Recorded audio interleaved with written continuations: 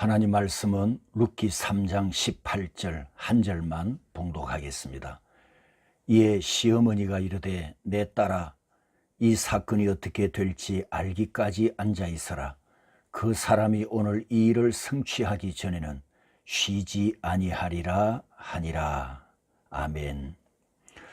그동안 제가 여러분에게 말씀을 전하면서 하나님께서 우리에게 주신 사랑의 편지를 읽을 때 원저자이신 하나님의 의도대로 성경을 보는 핵심을 말씀드렸습니다. 그리고 그 바탕에서 여러분에게 말씀을 전하고 해석하고 이 시대에 맞춰 적용하고 있습니다. 오늘은 그 부분을 정리한 것을 여러분에게 말씀드려서 여러분이 성경을 보는 눈이 열리는데 도움이 되기를 소원합니다. 주보 안쪽에 보면 큰 3번이 있는데 그 3번의 3가지를 염두에 두시고 제가 다시 한번 정리한 것을 여러분에게 말씀을 드리고 이것을 오후에 이미지로 만들어서 톡에 올려드릴 테니까 여러분 폰에 저장을 해 두었다가 성경을 볼 때, 성경을 읽을 때 항상 이 3가지를 염두에 두시고 성경을 보면 하나님의 의도를 이해하고 찾고 발견하고 또 깨닫게 될 줄 믿습니다. 우리가 성경을 볼 때 중요하게 여겨야 할 첫 번째 핵심은 주어를 먼저 확인하는 겁니다. 주어를 보면 성경이 보이고 주어를 보면 우주가 보이고 주어를 바꾸면 영적 세계가 열립니다. 그리고 주어를 보면 자기 존재가 누구인지, 자기 인생이 어떤 인생인지 이것도 보입니다.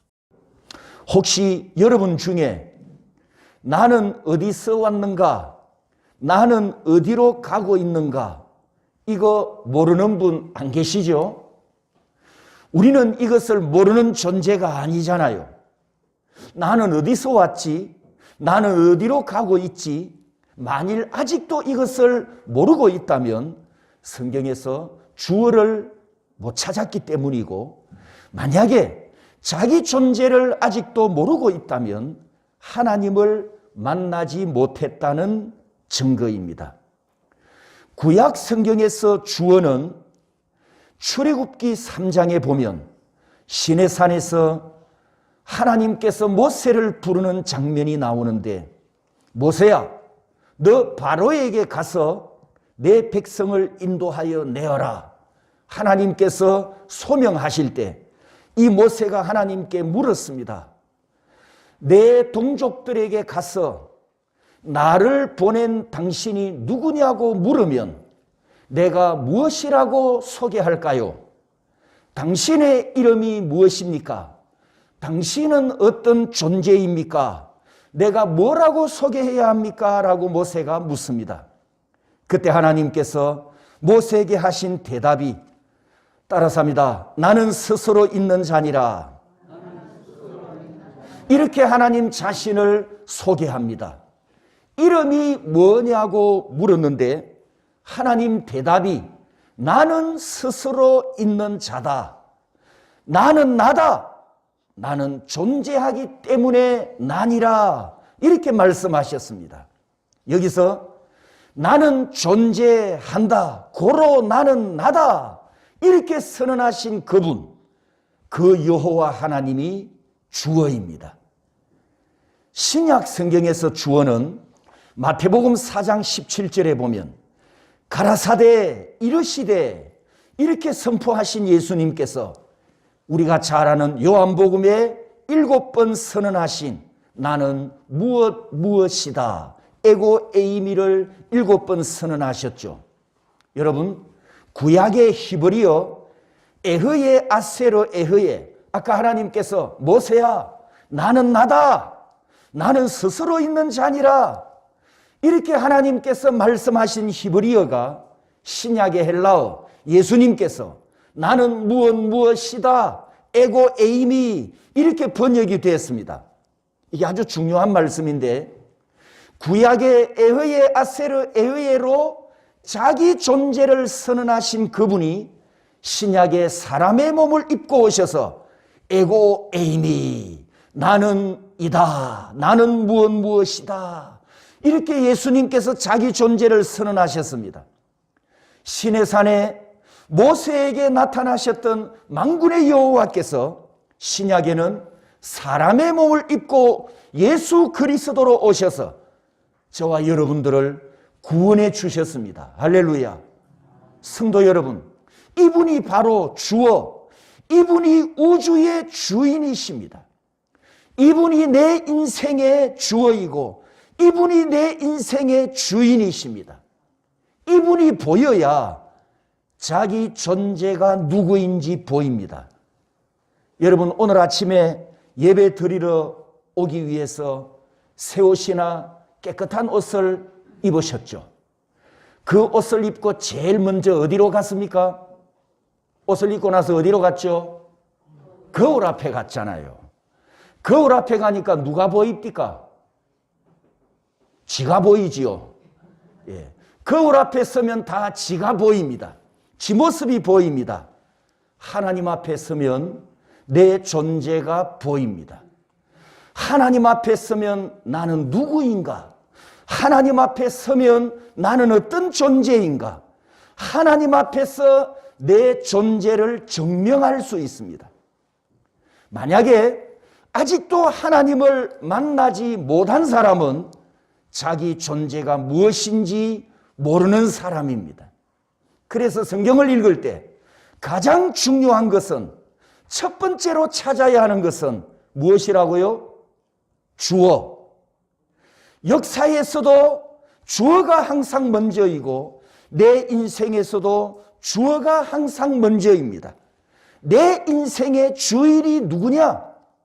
이것이 먼저 확립되고 고백되어야 그 인생이 방황하지 않습니다.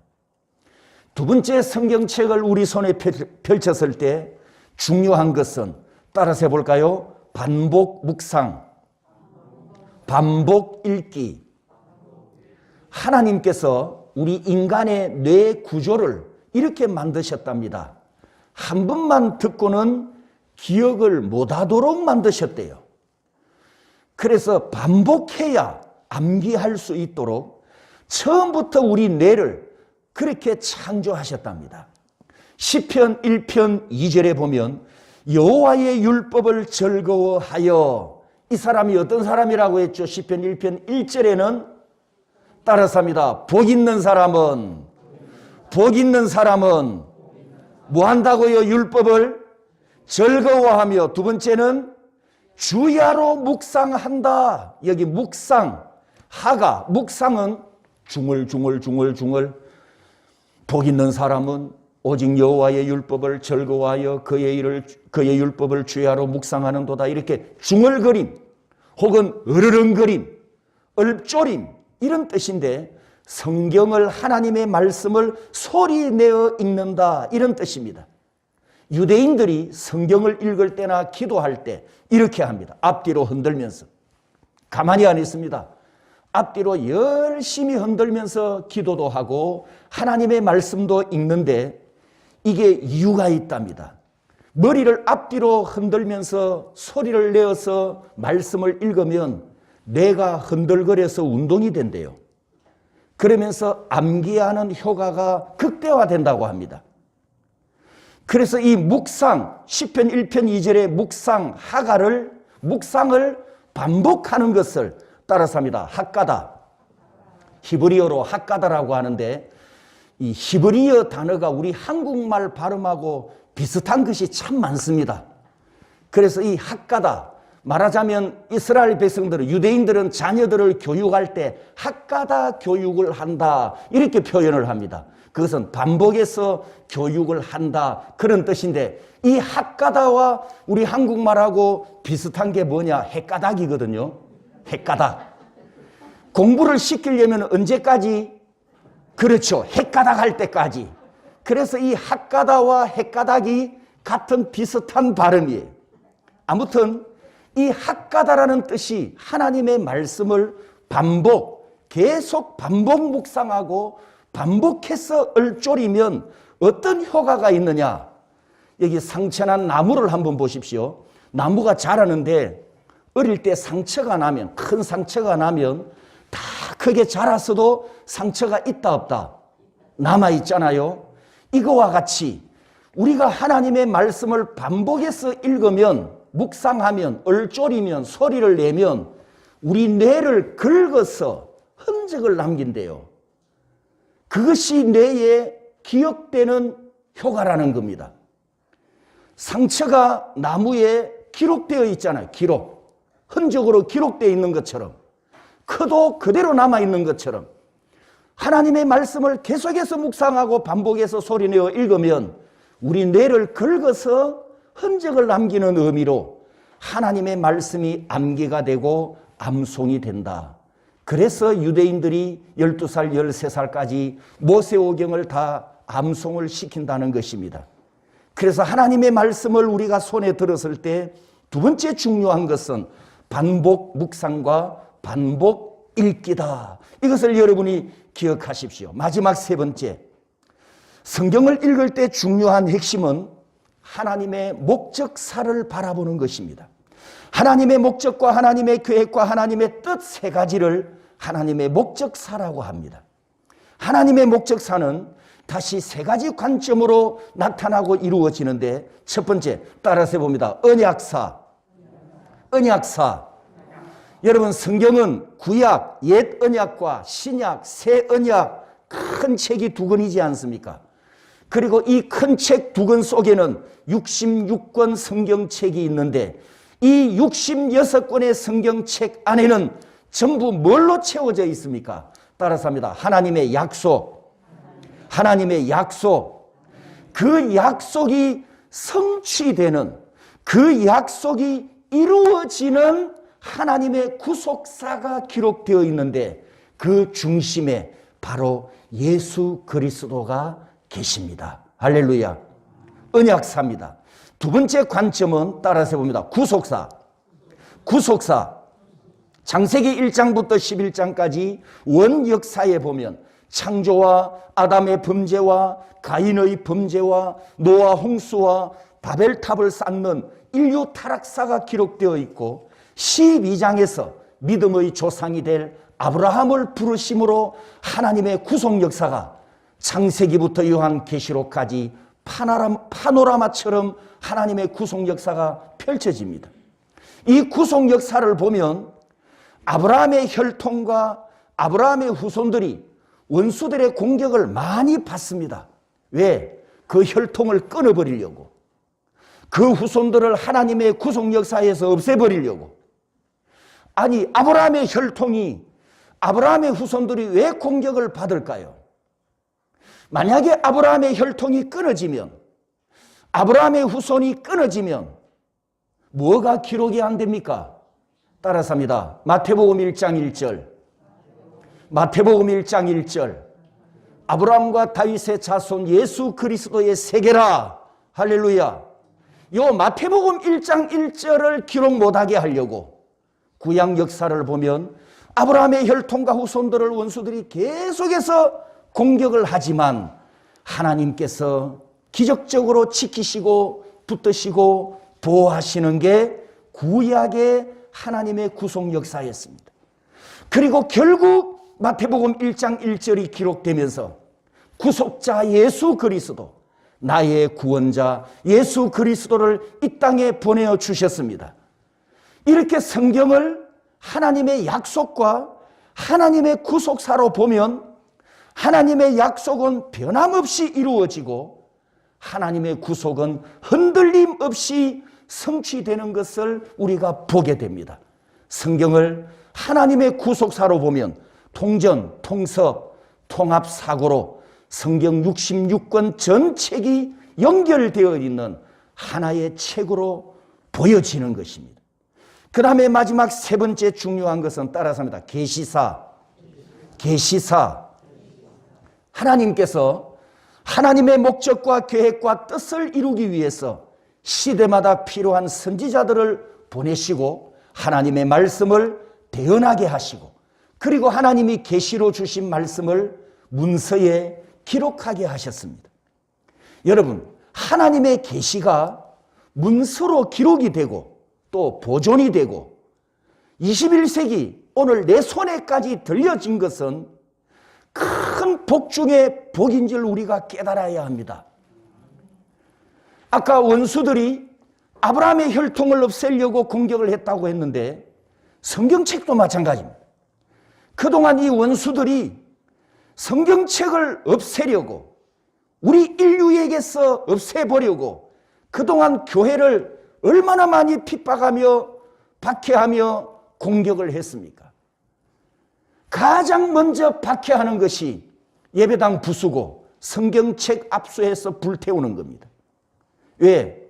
예배당을 부숴야 못 모이니까. 성경책을 압수해야 우리가 못 읽으니까.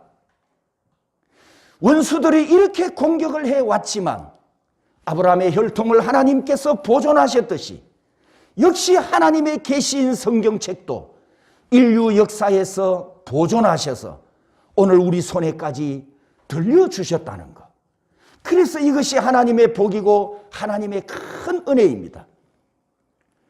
마태복음 24장 14절에 보면 이 천국 복음이 모든 민족에게 정언되기 위하여라는 말씀이 있습니다. 그때 세상 종말이 온다라고 말씀하는데 지난 수요일에도 이 부분을 여러분에게 설교를 했었습니다. 여기 14절에 따라서 볼까요? 모든 민족. 여기서 모든 민족이란 선교 역사에서 고유한 언어를 사용하는 민족, 그런 뜻인데, 그렇다면 지금 이 지구상에는 22,000개의 언어가 있다고 합니다. 물론 과거에는 훨씬 더 많았죠. 그런데 갈수록 사어라고 해서 언어가 자꾸 이제 줄어들고 있는데, 아무튼 22,000개의 언어가 있으면 민족이 몇 개라는 뜻입니까? 22,000개, 그런 뜻입니다. 그러면 하나님의 말씀이 한국말로 번역되어 내 손에 들린 것처럼 이 성경책이 몇 개로 번역되어야 합니까? 그렇죠. 22,000개로 번역되어야 모든 민족에게 복음 전하는 것이 끝이 난단 말이죠. 그러면 세상 끝날이 오는데 그동안 이 성경이 몇 개의 언어로 번역되었을까? 통계에 의하면 1989년도에 11,000개, 2010년에 1,500개, 그리고 4년 전 2018년에 500개로 줄어들었다고 합니다. 이 통계를 비교해 보면 줄어드는 속도가 점점 빨라지는 것을 우리가 확인할 수가 있죠. 여러분, 하나님의 말씀이 모든 민족, 모든 언어로 번역되면서 확장되고 전파되고 증거되는 결정적인 이유가 무엇일까요? 왜 이렇게 하나님의 말씀이 수천 년 동안 모든 민족의 언어로 번역되고 확장될까요? 히브리서 4장 12절 말씀처럼 따라서입니다. 말씀은 살아있고 활력이 있어. 이전 번역에는 운동력이 있어, 이렇게 번역했었습니다. 여러분, 하나님의 말씀은 살아있기 때문에 움직입니다. 역사합니다. 이루어집니다. 하나님의 말씀은 진리이기 때문에 사실로 나타납니다. 말씀 그대로 됩니다. 사람이 쓴 책이 몇십 년이 지나고 몇백 년이 지나면 무슨 문서라고 합니까? 고문서. 고문서가 되면 박물관에 보존하지요. 고문서는 창고에, 책장에 쌓여서 죽은 책이 되고 죽은 문자가 되지만 하나님의 말씀 성경은 수천 년 전에 계시되고 수천 년 전에 기록되었으나 21세기 우리 손에까지 들려졌고 지금도 모든 민족을 향하여 뻗어져 나가고 있는 것은 하나님의 말씀은 살아있는 진리이기 때문입니다. 살아있는 생명의 말씀이기 때문입니다. 말씀이 살아 움직인다는 의미는 하나님의 말씀은 동사라는 뜻입니다. 하나님의 말씀은 움직인다, 살아 움직인다, 역사한다, 사실로 나타난다, 진리는 이루어진다.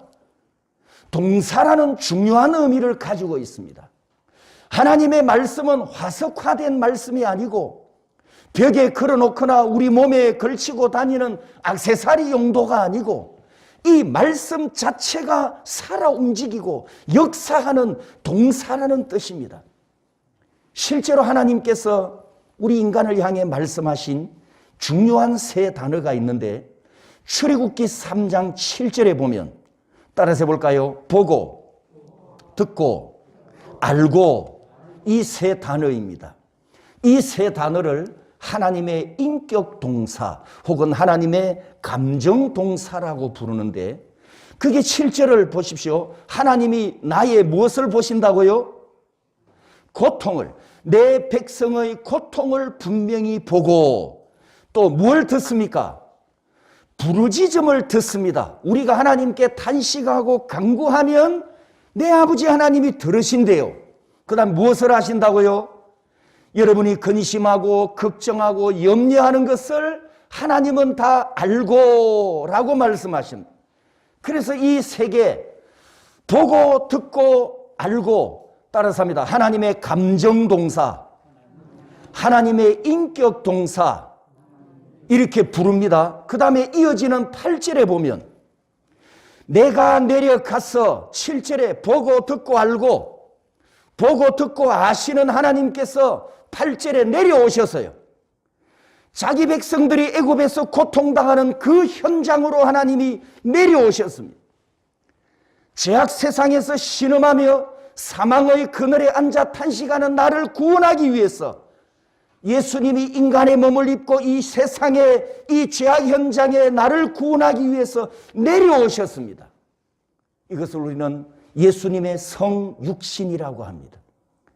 출애굽기 3장 8절에 내가 내려가서 보호자에 앉으신 하나님께서 우주 위에 지존자이신 하나님께서 자기 백성들이 고통당하는 현장에 내려가셨다는 것은 바로 예수님의 성육신을 예표하는 말씀입니다. 이렇게 하나님께서 자기 백성에게 내려가셔서 하나님의 목적사가 8절에 세 개의 동사로 선포됩니다. 따라서 볼까요? 건져내고 인도하여 데려가려 하노라. 자, 정리를 해볼게요. 7절에는 하나님의 감정 동사가 세 개 있고 8절에는 하나님의 목적 동사가 4개 있습니다. 여러분, 이 두 구절에 있는 이 7마디 말씀 속에 내 인생과 내 구원과 내 미래가 몽땅 담겨져 있습니다. 여러분도 보이십니까 이게? 7절에 주어가 뭐지요? 7절에 여호와께서 7절에 여호와께서로 시작하는 이 주어와 세 개의 감정 동사가 있고 자 8절에는 주어가 무엇입니까? 8절 역시 내가 이렇게 시작하지 않습니까? 내가 이렇게 시작하는 주어와 4개의 동사만 봐도 하나님의 의도가 무엇인가? 하나님의 목적 뜻이 무엇인가? 이 두 구절 속에 7마디 말씀으로 다 보입니다. 출애굽기 3장 7절과 8절은 우리가 성경을 어떻게 봐야 하는가를 가르쳐주는 좋은 모델이 되는 구절입니다. 우리 한국 사람들은 형용사 민족이라고 해요. 말을 하고 언어를 표현할 때. 그래서 하나님을 어떻게 표현합니까? 우리는 어떤 하나님? 좋으신 하나님. 방금 누가 그랬죠? 좋으신 하나님 형용사잖아요. 또 어떤 하나님? 은혜로우신 하나님. 또 어떤 하나님? 사랑의 하나님. 물론 이게 성경에 다 있는 내용이긴 합니다. 아무튼 우리 한국 사람들은 하나님을 이렇게 표현합니다. 좋으신 하나님, 은혜로우신 하나님, 사랑이 많으신 하나님. 구약 성도들은 하나님을 이렇게 믿었습니다. 나를 바라보고 계시는 하나님, 내 탄식과 내 간구를 듣고 계시는 하나님, 내 형편과 내 처지와 내가 이 땅에서 염려하고 근심하는 것을 다 알고 계시는 하나님, 그 아버지 하나님께서 나를 구원하셨다, 이런 하나님으로 믿었다는 거예요. 왜냐하면 하나님은 살아 역사하시는 분이시기 때문에, 하나님께서 나에게 주신 약속의 말씀은, 이 말씀은 살아있는 말씀이라 움직이고 역사하고 나타나기 때문에, 그래서 구약 성도들은 동사신앙, 동사민족이었다는 것입니다. 창세기 1장을 가지고 자녀들을 가르칠 때 제가 예를 드는 겁니다. 동사신앙, 동사민족. 창세기 1장을 가지고 자녀들에게 가르칠 때 이렇게 유대인들은 가르칩니다. 창세기 1장에 제가 늘 설교할 때 자주 사용하는, 인용하는, 따라서 봅니다. 보시기에 좋았더라. 보시기에 좋았더라. 이 말씀을 자녀들에게 가르칠 때 우리 한국 사람은 어떻게 가르칩니까? 얘들아, 하나님이 이 세상을 만드셨는데 참 아름다웠단다. 끝. 그 아름다웠다는 이 형용사 하나로 끝나버리죠. 그런데 구약 성도들은 어떻게 가르치느냐? 너도 이 말씀처럼 하나님 보시기에 좋은 인생이 되어라, 이렇게 가르쳤답니다. 좋은 인생이 되어라. 동사가 들어있잖아요. 움직이는 게 들어있지 않습니까? 이렇게 구약 성도들이 움직이고 행동했던 신앙이 우리 신약 성도들에게는 야고보서 2장 22절 말씀처럼 믿음과 행함이 일치해야 함을 말씀하셨습니다. 사랑하는 성도 여러분, 제가 지금까지 말씀드린 성경을 어떻게 보느냐, 이 중요한 세 가지 관점을 여러분에게 말씀드린 이 결과의 한 모습을 우리가 지금 룻기서에서 보고 있습니다. 룻기서에서 보고 듣고 알아가고 있습니다. 여러분에게 묻습니다. 보아스는 창세기 1장에 있는 말씀처럼 보아스는 하나님 보시기에 좋은 사람이었을까요? 왜 대답이 없습니까? 하나님 보시기에 좋은 사람이었을까요? 맞죠? 그는 하나님 보시기에 좋은 인생이었을까요? 맞지 않습니까? 자, 옆 사람에게 축복합니다. 하나님 보시기에 좋은 사람이 되십시오. 특별히 우리 자녀들과 함께 앉아 계시는 부모님들, 자녀들에게 이 복을 선포하십시오. 하나님이 보시기에 좋은 사람이 되거라. 나오미가 모압에서는 인생을 실패했습니다. 그런데 떡집 베들레헴으로 돌아온 후에, 돌아왔다 슈버 회개한 후에는 배후에서 하나님께서 간섭하시고 역사하심을 믿었습니다. 무너져가는 자기 가문과 인생에 하나님의 고엘 약속이 이루어져 다시 회복될 것을 룻은, 나오미는 믿었습니다. 그리고 며느리 룻을 통해서 후사를 이어가게 하실 것도 나오미는 확신을 가졌습니다. 자기 힘으로는 아무것도 할 수 없었지만 배후의 언약의 하나님께서 이루어 주실 것을 믿었기 때문에 자부에게 뭐라고 외쳤다고요? 따라서 합니다. 쇠비. 힘있게, 권위있게 쇠비. 이렇게 외쳤단 말이죠. 지금 이 집에는 현재 두 여인만 살고 있습니다. 두 여인만 살고 있는데 이 집안에서 가정제사장은 누굽니까? 나오미지요. 시어머니 나오미. 이 나오미가 가정제사장으로 자부에게 쇠비 외쳤을 때 영적 권위를 내뿜는 영적인 힘이 나타났단 말이죠. 사랑하는 성도 여러분, 여러분의 가정에도 가정제사장이 한 분씩 있습니다. 남편이든 먼저 믿은 가족이든 부모이든 형님이든 앞장선 믿음을 가지고 내 가족 전체를 이끌어가는 분이 가정제사장입니다. 이분들을 주님의 이름으로 축복합니다. 특별히 가정제사장들을 주님의 이름으로 축복합니다. 여러분이 복을 받아야 자기 가족을 잘 이끌고 갈 거 아닙니까? 여러분이 복을 받고 여러분이 사랑하는 가족을 영적 권위로 이끌어 가야 하지 않습니까? 내 가족 중에 누가 믿음이 약해서 흔들리면 뭐라고 외쳐야 됩니까? 뭐라고 외친다고요? 따라서 합니다. 쇠비. 내 가족 중에 어떤 인생이 방황하고 있습니다. 뭐라고 외쳐요? 쇠비. 주권신앙. 가만히 앉아 있으라. 방황하지 마라. 근심하지 마라. 염려하지 마라.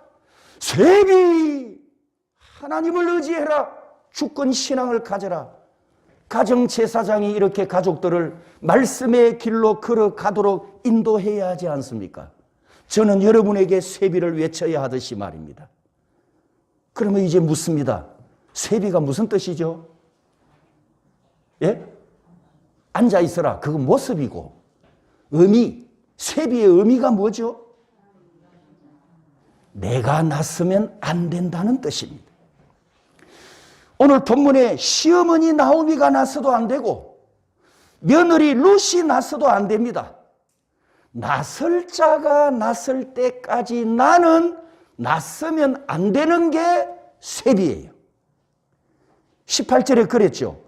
앉아 있으라 쇠비. 그 사람이 오늘 이 일을 성취하기 전에는 쉬지 아니하리라. 따라서 합니다. 그 사람 누구냐? 계획을 이룰 사람이에요. 계획을 이룰 사람. 여러분, 하나님은 하나님의 뜻을 수방도 장시목 아시죠?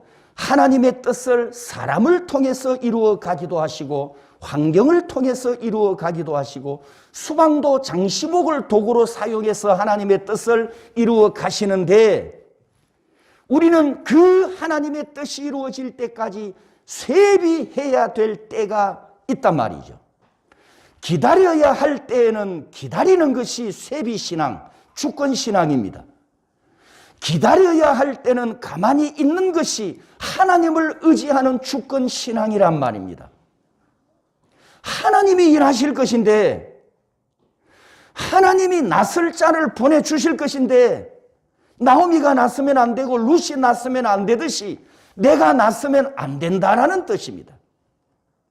또 예를 들어볼게요. 적용입니다. 적용. 예를 들면 남이 할 일을 내가 빼앗는 것도 주권신앙에 반하는 행위가 될 수 있어요. 이것을 세상 조직에서는 월권이라고 하죠. 월권. 자기 일이 아닌데 남이 할 일을 빼앗아 하는 거, 차지하는 거 월권 행위라고 하잖아요. 정치나 법 쪽에서는 직권남용이라고 그러죠. 요즘 많이 듣고 있죠. 직권남용. 자기 직권을 넘쳐난 그 선을 벗어난 어떤 행위를 직권남용이라고 합니다. 내가 할 일이 아니라는 거죠. 우리 교회에도 여러 직분자가 있습니다. 그리고 교회에는 가장 중요한 교회이기 때문에 성령께서 운행하시는 하나님의 질서가 있습니다. 여러분, 교회의 질서가 왜 필요합니까? 하나님의 뜻이 이루어지기 위해서 그리고 평안과 평화를 위해서 성령의 평화로움, 성령 하나님이 운행하시는 질서가 교회 안에도 필요하고 요구됩니다. 이때 성령의 운행하심이 있고 성령의 인도하심이 있습니다. 교회도 목사가 해야 될 일이 있고 장로가 해야 될 일이 있고 성도들이 해야 될 일이 각각 있습니다. 그런데 만약 평신도가 장로가 할 일을 침범을 하거나 또 장로가 목사가 할 일을 침범하면 그것은 하나님의 질서를 깨뜨리는 행위가 되고 평화를 깨뜨리게 되고 교회에 성령이 운행하시는 하나님의 주권에 순복하지 않는 행위가 됩니다. 하나님께서 각자에게 각 직분에 각 사명에 자기 할 일, 지위, 직분, 위치, 사명을 주셨기 때문에 남의 것을 가로채면 안 된다는 겁니다. 남의 것을 가로채면 그것도 주권 신앙에 반하는, 거부하는, 또 불순종하는 한 모습임을 우리가 기억을 해야 됩니다. 어떤 교회는 백설공주 때문에 목회자와 성도들이 골머리를 앓고 시험에 드는 성도들이 있다고 합니다. 백설공주 아시죠? 누군지. 백설공주는 백방으로 설치고 다니면서 공포를 주도하는 자, 백설공주입니다. 평지풍파를 일으키고 관계를 깨뜨리고 성도들끼리 이간질을 시키고 주님의 몸을 찢고 평화로워야 할 교회의 소요를 일으킵니다. 이런 교인들에게 쇠비 이게 선포가 되면 가만히 앉아 있어야 한단 말이죠. 이 쇠비 하나님의 주권 신앙에 또 하나 아쉬운 부분이 뭐냐 하면 지금 세대의 자녀 결혼입니다. 여기 미혼자가 많이 있는데 여러분 지금 이 시대는 배우자를 선택하고 배우자를 결정하는 권한이 누구에게 있습니까? 예? 지한테 다 있어요. 지한테. 자녀들에게 100% 권한이 다 넘어가 버렸어요. 인생관이 성경적이어야 하는데 우리가 헬라적인 인생관과 세속적인 인생관으로 넘어가 버렸기 때문에 이런 현상이 지금 나타났어요. 저는 목회자로서 이게 참 아쉽습니다. 왜 아쉬운가 하면 잘 들어보세요. 왜 아쉬운가 하면 결혼은 부모를 떠나서 자기 인생을 처음으로 시작하는 출발이잖아요. 자기 인생의 첫 출발이란 말이죠. 자기 인생의 첫 출발에 절대적으로 하나님의 성인이 필요하지 않습니까? 그리고 하나님의 축복이 필요하잖아요. 창세전부터 내 배우자를 하나님이 선택하셨다고 우리가 믿는다면 그 하나님의 선택을 누구를 통해서 결정하게 하십니까? 나를 통해서? 아니란 말이죠. 부모를 통해서예요. 왜? 부모에게서 이제는 분리될 순간이니까. 첫 출발이기 때문에. 그것이 5호 계명이고. 그런데 지금 21세기에 이런 축복의 시작이, 결정권이 우리 성도들 가정에서 다 무너진 현 세태가 참 많이 아쉽습니다, 저는. 여러분, 성경에는 여러분이 복받는 길을 이미 다 하나님께서 말씀해 두셨어요. 하나님이 보시기에 좋았더라. 이 말씀은 이미 선포되었습니다. 하나님이 보시기에 좋았더라. 이 말씀이 복받는 비결입니다. 하나님이 보시기에 좋았더라. 이 말씀이 복받는 길입니다. 여러분이 하나님이 보시기에 좋은 사람이 되면 됩니다. 보아스는 따라서입니다. 깁보르 상남자였단 말이죠. 그는 이런 사람이었습니다. 하나님이 보시기에 좋은 상남자 깁보르였습니다. 하나님이 보시기에 좋은 사람, 그 사람은 바로 예수 그리스도 안에 있는 사람입니다. 여러분, 루시, 이방 여인 루시, 모압에서, 저주받은 모압 땅에서 예수 그리스도 안으로 들어와서 예수님의 친구가 되었지 않습니까? 룻 이름의 뜻이 친구라고 했잖아요. 룻 이름의 뜻이 친구. 그는 예수 그리스도 안으로 들어와서 하나님의 친구가 된 복받은 사람입니다. 사랑하는 성도 여러분, 예수 그리스도 안에 계십니까? 예수 그리스도 안에 거하고 있습니까? 예수 그리스도 안에 있습니까? 예수 그리스도 안에 있는 여러분이 하나님이 보시기에 좋은 성도입니다. 예수 그리스도 안에 있는 여러분이 복을 받았고, 예수 그리스도 안에 있는 여러분이 복을 받을 복의 사람들입니다. 땅에 있는 육신의 아버지도 중요하지만 우리 모두에게 진짜 아버지, 영원한 아버지는 영원한 하나님이시지 않습니까? 그분의 주권 아래 있어야 복을 받습니다. 항상 하나님 아버지 앞에서 쇠비 하나님 앞에 하여 위에 계시는, 저 위에 계시는 아버지가 주시는 복을 풍성히 받는 저와 여러분이 되시기를 주님의 이름으로 축복합니다.